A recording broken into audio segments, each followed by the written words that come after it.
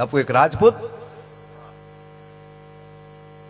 ઉદ્યાચલ ને ઓરડેલી ભગવાન ભાસ્કર એક ચક્રીય રથ લઈને નવખંડ ધરતીને ઉડાડવા માટે કીર્તિભાઈ નીકળવું, અને ત્યારે એક રાજપૂત એમ કે ઘોડા ઉપર સવાર થઈ અને ઉગતા પોરમાં એમ કહેવાય કે ઘોડી રમાડતો નીકળે છે, અને એમાં એક નાનું રોઈશાળા નામનું નાનું નેહડું આવ્યું, અને નેહડાના જાપામાં હાતક ચારણની દીકરીઓ રમે છે, કોઈ પાગલે રમે છે, કોઈ કુકે રમે છે. એ હાથ જગદંબાઓને દીકરીઓને રમતી જોઈ એક હરખી. હા,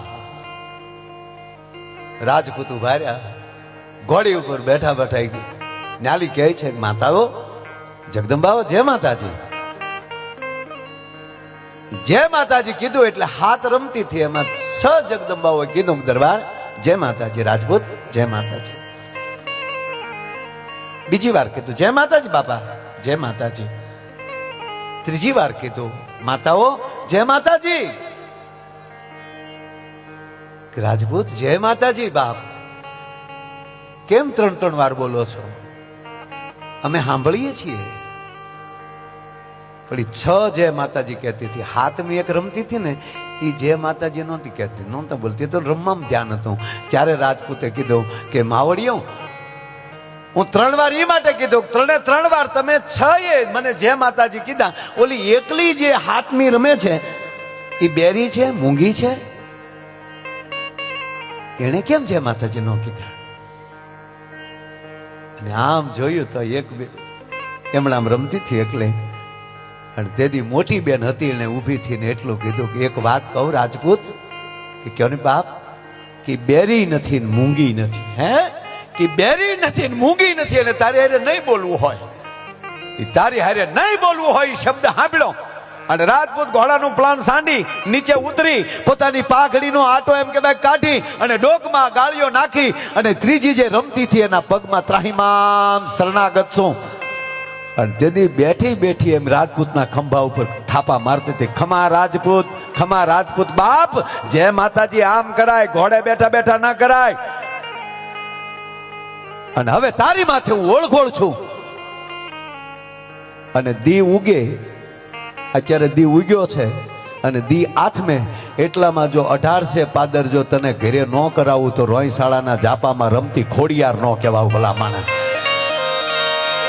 અને સાહેબ પગમાં પીડે બીજા કોઈ નહોતા, ભાવેડાના આતાભાઈ ઠાકોર હતા.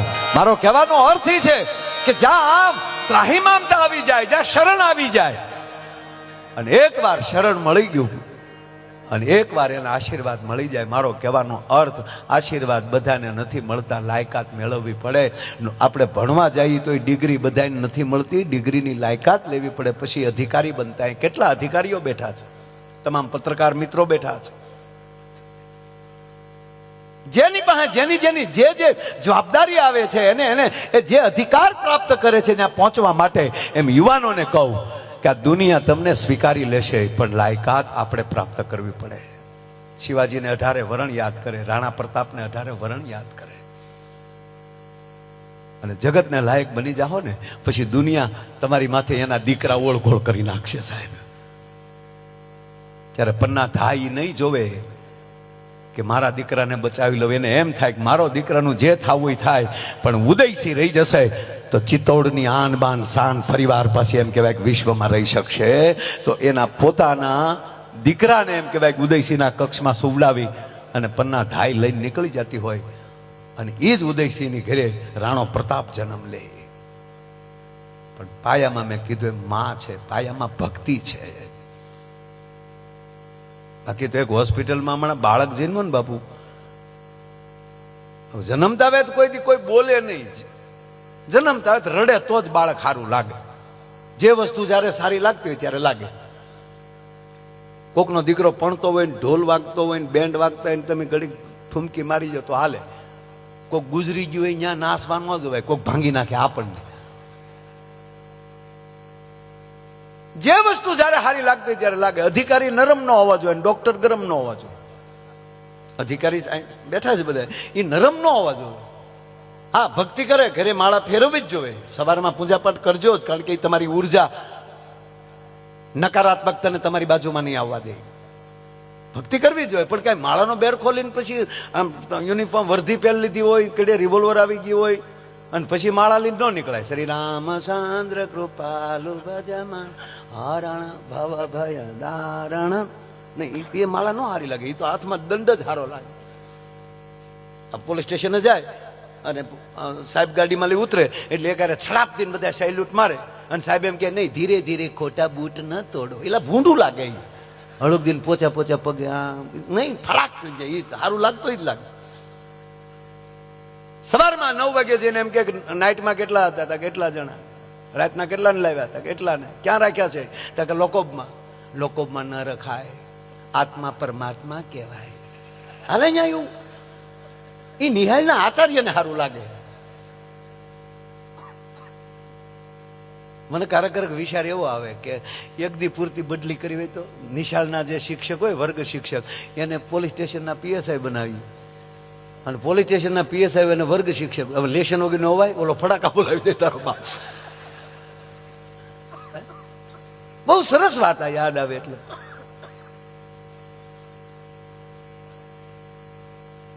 ડોક્ટર ગરમ ન હોવા જોઈએ, ડોક્ટર બીજી માં છે. અમારે એક ડોક્ટર હતા ને શીખે બાપુ, એ ડોક્ટર મારે ગરમ હતા. બોલો, કોઈને દવા ન આપે, ગઘલાવીને રૂપિયા લઈ લે. જે આવે ને કે હું આવ્યો, એ શું આવ્યો? એ કે સાહેબ ઘઉં વાળું ખાવ તો પેટમાં બહુ દુખે. શું કામ ઘઉં અડો છો?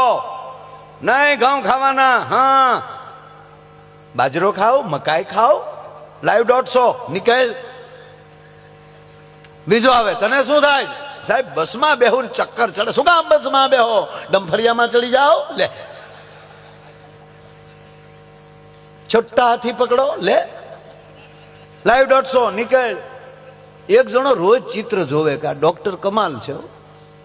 રાતે પાણી વાળતો હતો ને ડોક્ટર મગજમાં ચડ્યા.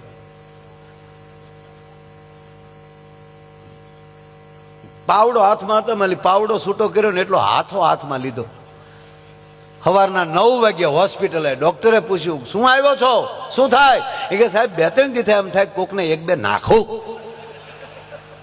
ડોક્ટર કે નાખવા જોવે, કે લાઈવ 150, બોલે મૂક્યા 300 ને 4 નાખ્યા. ડોક્ટર સીધા કોમામાં. 3 દિવસે ભાનમાં આવ્યા ને ત્યારે એટલું બોલ્યા, વિજ્ઞાન જાથાવાળા હારા પણ પાવડાના હાથાવાળા નો હારા. જે વસ્તુ જયારે સારી લાગતી હોય ત્યારે લાગે. તો આ બાળક હોસ્પિટલમાં જન્મ્યું, હવે જન્મતા જ રડે તો જ સારું લાગે. ન રડે તો ખબર ને, ડોક્ટર આમ ગરમ પાણી છે જે હવેકું નાખીને એને સાફ કરીને એને થપકારતા હોય, મોટામાં કફ કઈ નીકળી જાય એટલે રડે. નકર હાસ્ય સારું જ છે, પણ જન્મતા હોય તો હસ્યો હોય તો બાળક જન્મે વેગડ અને સીધું બાળક હસ્યું હોય તો હું એનું ગામ મૂકીને વયો જાય. કોણ આવ્યો? ભૂતના પેટનો. આ બાળક ન હસ્યો ન રડ્યો, સીધું બોલ્યો ડોક્ટર હામું. આમાં જે પકડેલો હતો ને તો આટી મારીને હાથ ઉપર બેસી ગયો, નાનું એવું ટબુડ્યું એટલું. સીધું ડોક્ટર હામું કર્યું, ઝુકેગા નહીં ચાલા. તો ડોક્ટરના હાથમાં મુકાઈ ગયો, પણ એ મીંદડી ઘોડે મારું દીકરું સીધું પીડ્યું. નર્સ તેડવા ગઈ ને તો બોલ્યો બ્રાન્ડ હે બ્રાન્ડ. આખી હોસ્પિટલ ગોથું ખાઈ ગયું.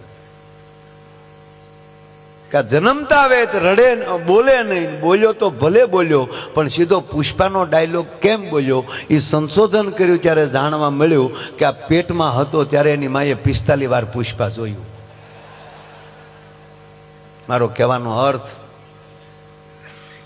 મૂળ ગર્ભ સંસ્કાર છે. માં કોણ છે? એટલે કવિ લખે કે આભમાં ઉગેલ ચાંદલો જીંજાબાઈને આવ્યા બાળ, બાલુડાની માત હિચોળે અને ધણણ ડુંગરા ડોલે.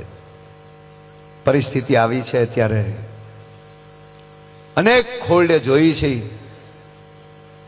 તો જ્યારે જે દીકરીઓને સારા દિવસો દેખાય છે ત્યારે આખો પરિવાર સાહેબ એને રામાયણ અને ભાગવત વંચાવે છે.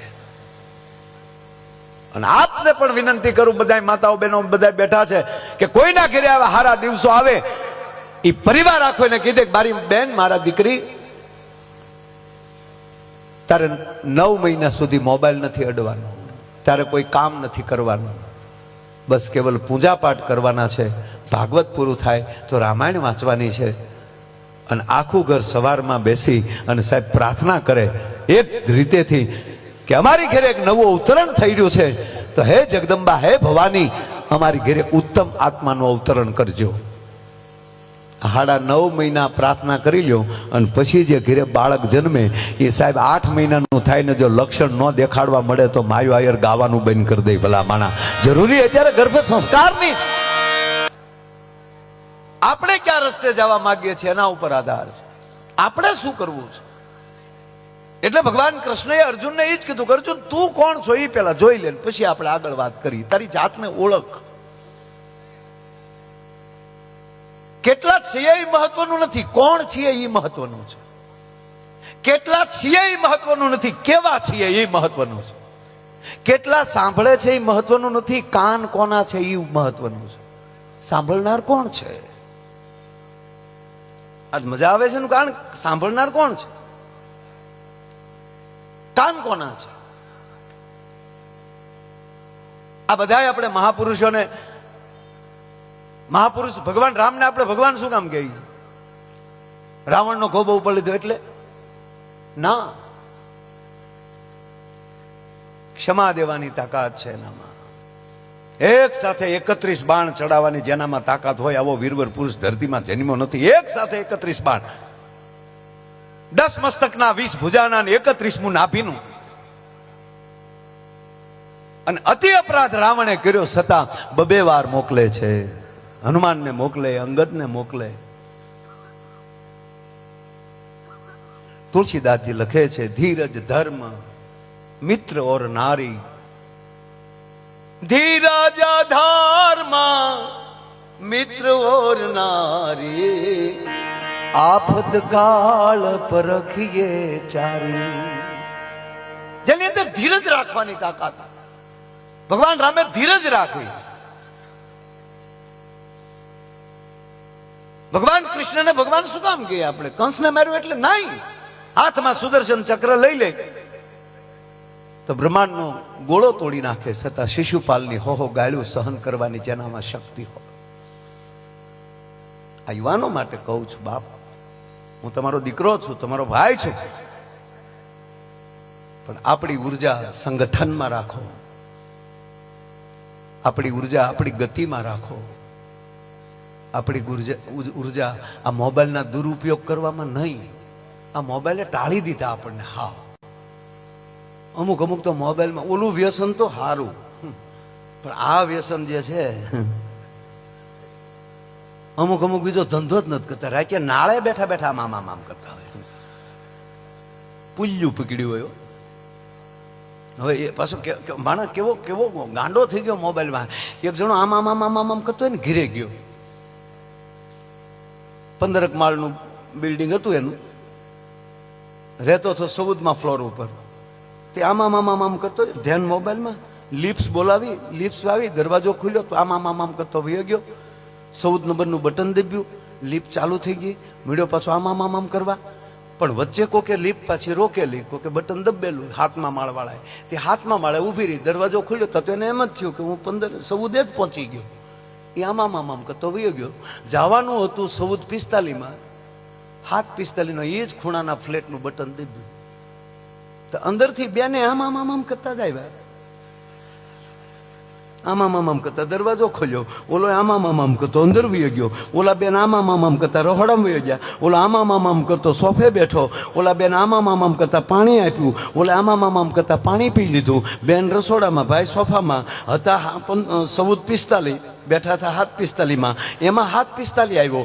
એણે આમ કરતા દરવાજાને બટન દબ્યું. ઓલા ભાઈ આમ કરતા દરવાજો ખોલ્યો. હવે 7:45 14:45 ને જોયો તો સોરી કીને 7:45 વી ગયો. એને થયું હું કોકના ઘરે વી આવ્યો. બોલો શું આંધળા ભીત થયા છે સાહેબ, જે પોતાની જાતને ભૂલવાડી દે. ભગવાન કૃષ્ણ જ્યારે કુરુક્ષેત્રના મેદાનમાં અર્જુનને લઈને જાય છે, અને જ્યારે અર્જુને બધાને જોયા અને ભગવાન કૃષ્ણને કહે છે કે આને મારીને સ્વર્ગનું રાજ લેવાનું છે. એની કરતા કૃષ્ણ એટલા વર્ષ વનમાં કાઢી નાખ્યા. તારો હથવારો હતો, જીવન વયું ગયું. એમ તારો હથવારો હશે તો જીવન વયું જશે. મારે કોઈને મારવા નથી. ત્યારે ભગવાન કૃષ્ણ કહે છે કે અર્જુન, આ દુનિયામાં મેં નજર ફેરવી તો જેટલી મારી વિભૂતિઓ છે, પાછું તો શક્તિને અને નારાયણને બેનો મેળ કેવો છે. ભગવાન કૃષ્ણ એમ કે હે અર્જુન, પ્રાણીમાં સિંહ મારી વિભૂતિ છે. તો માં ચામુંડાએ સિંહ પસંદ કર્યો, એનું વાહન સિંહ. હે અર્જુન, જળચર પ્રાણીમાં મગરમચ્છ મારી વિભૂતિ છે. તો આપણી ખોડિયારે મગરમચ્છ પસંદ કર્યો. જો નારાયણ ને નારાયણી, કલ્પના તો કરો. અને આ ભગવતીઓ જ્યારે જ્યારે આપણી પરિસ્થિતિ એવી થાય ને, ત્યારે ભગવતી સામું જોવો અને તમારી આંખનું આહુડું હોઠે ન પોગે ને, તા તો ફડાક કરતી આવી હોય. બાપ, જ્યારે જ્યારે આ દેશની સંસ્કૃતિ ઉપર ઘા થયો છે અને આ દેશનો ક્ષત્રિય, આ દેશનો રાજપૂત, આ દેશનો કોઈ પણ માણસ જ્યારે શક્તિનો ઉપાસક બની જાય, ત્યારે કોઈ ન હોય ત્યારે શક્તિ આવીને ઊભી રહી છે.